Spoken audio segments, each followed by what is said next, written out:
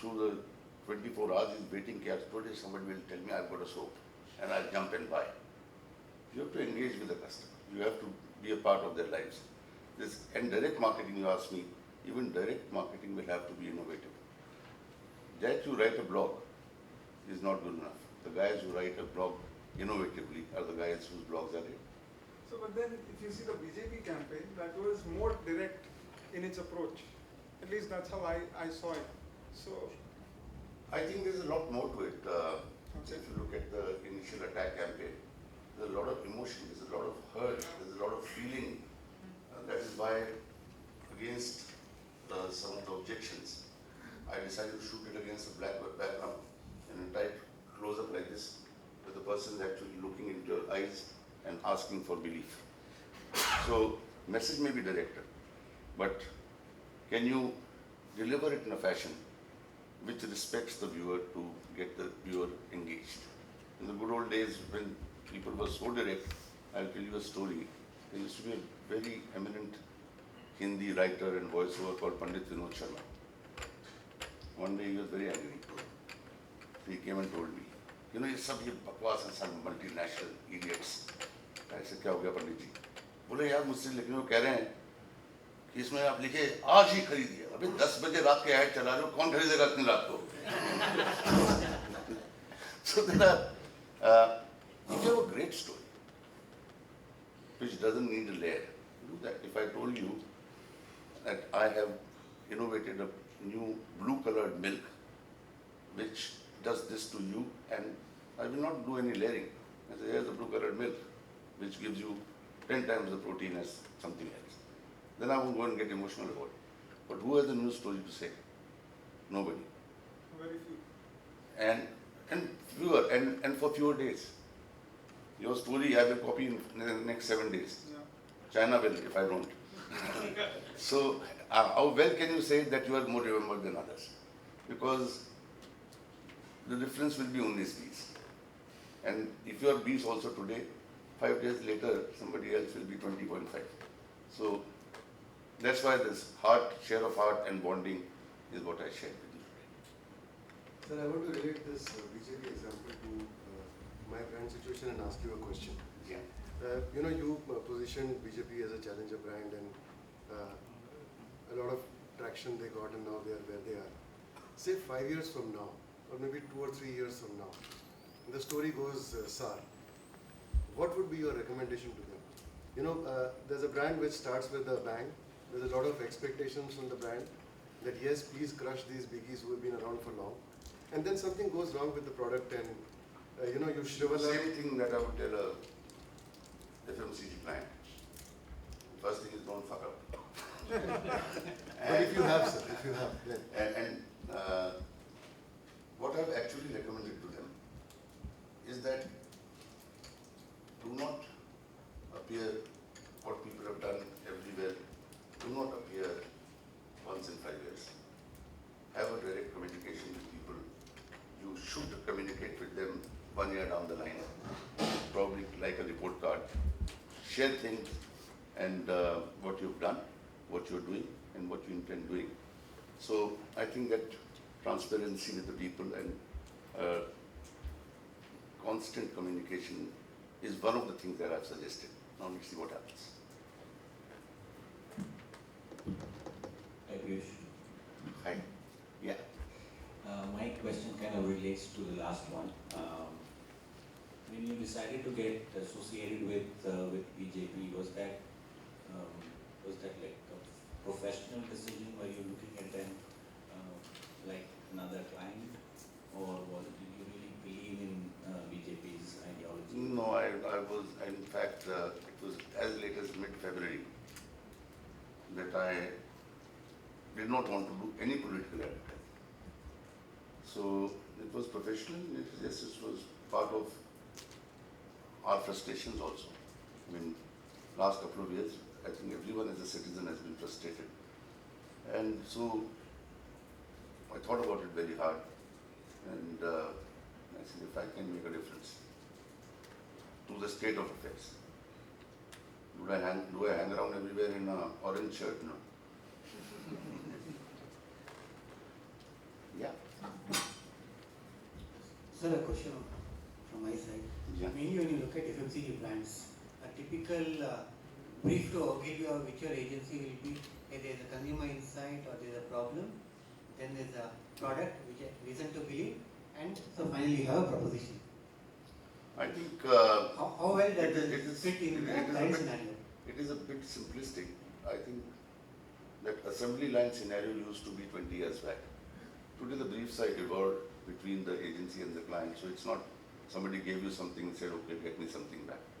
I think briefs are evolved together, we work together. So you can't, one of the days when you could say that I got a wrong and a bad brief, you were part of the brief. No, I'm not talking. I'm only asking. I'm saying to what extent is that format of that? There is a consumer insight, there is a product, there is a RTP, and More you follow formats, the faster you will die. So let somebody put down a format and you question it. That's what we are there for. If you don't agree, then you must have a point of view, because later on you can't say 6 months later, I accepted a bad brief. Why did you accept it? Yeah. So, hi, Piyush. I, So, I work for a media agency, yeah. and a lot of times we face the same kind of problems with marketers that we're looking for short-term gains. And in that scenario, how difficult do you find selling them emotionally led campaigns, which are like either in the arena of social carriers or trying to drive a point which is beyond their product sales? I think would you be able to do it to everyone on a daily basis? I don't think so, nor am I able to do that. But there are a lot of evolved clients today who understand. I mean, for the client to run 4-minute 38-second commercial on prime time Star TV at 9 o'clock on that Diya or Baki or whatever it's called was not easy. But there are evolved clients, and I think the only way that we will be able to do it a little more is by demonstration. I mean, lots of people come to me and say, I want Fevicol. I said, do you think like Fevicol? And not many people are, because then in the second breath they'll tell you, but in my category, I say, okay, you don't deserve a Fevicol. You look at your category. Because there are many things you can demonstrate. Like, you can share work like Fevicol and tell them that when a multinational asked me about 12, 13 years back, how can Fevicol spend 20 crores of rupees? How do they afford it? That time we were spending 2.5. So when you say we were spending 2.5, and it was the impact of the creative that helped you believe that I saw it day before yesterday. You didn't see it. You remembered. I think nothing but examples and sharing and your own conviction. And yet, nobody that I know of has hit a six of every ball that is played. Your attempt should be that you hit more sixes than others. Wind up time? One more. Yeah. So you work with so many brands. How do you switch your gears? Because your core is heart. You work on hearts, and you're working with from a political party to an FMCG. How do you switch yourself, or what is the mechanism so that we can also learn out of it? Consumer is still the same. Just identify the consumer and the product and find a match. We all have a human side to it, and that's what I tend to use or believe in a lot more. That where can a product or a service fit into the human side of whatever the defined target audience is. So switching gears, I think it's the joy of being in this business is that you're solving or trying your best to solve multiple problems at the same time. In between that, if you were confined to one category, I would perhaps give up. I enjoy it.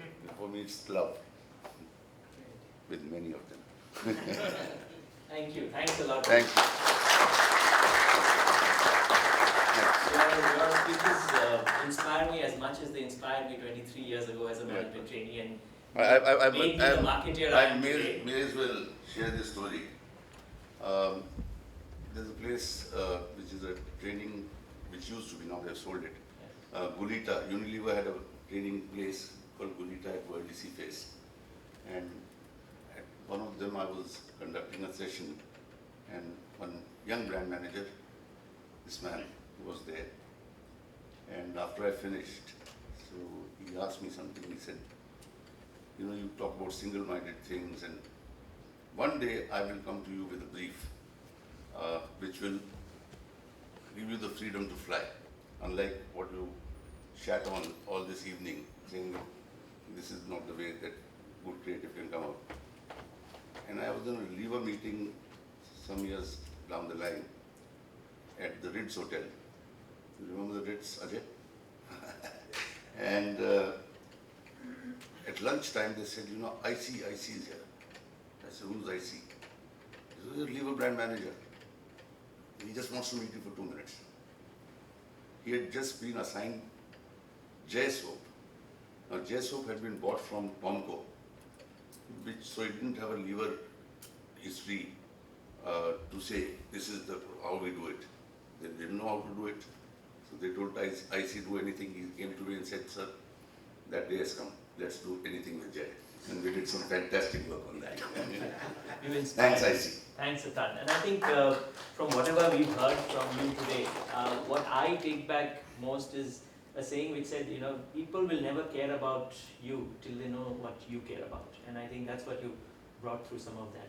And so on behalf of everybody. Sure.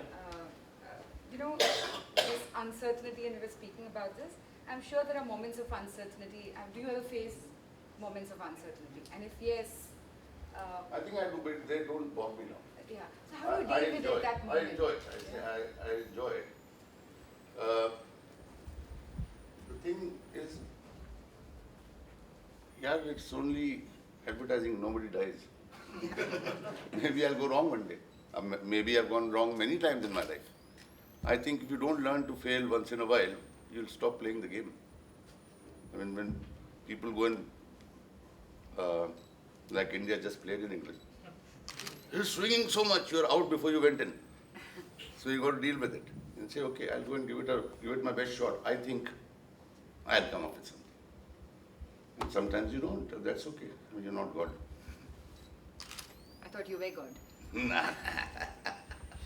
So thanks, Okay, Piyush, and thank on you. behalf of everybody here, here's a small token of appreciation and thanks for that. Okay, we'll take a small break, maybe a photo shoot right at the back. No, I think.